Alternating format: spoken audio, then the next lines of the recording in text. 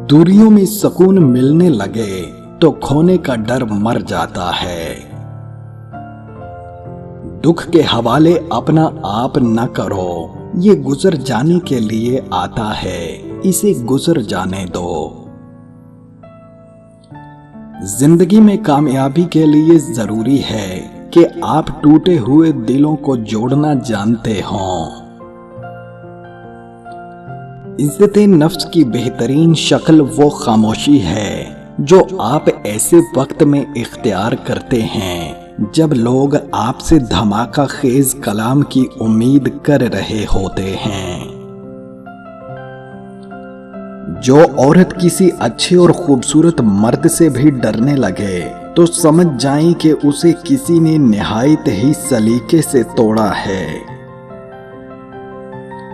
कुछ लोगों के हिस्से में सिर्फ चाहतें बांटने का काम ही आता है, वसूल करने का नहीं।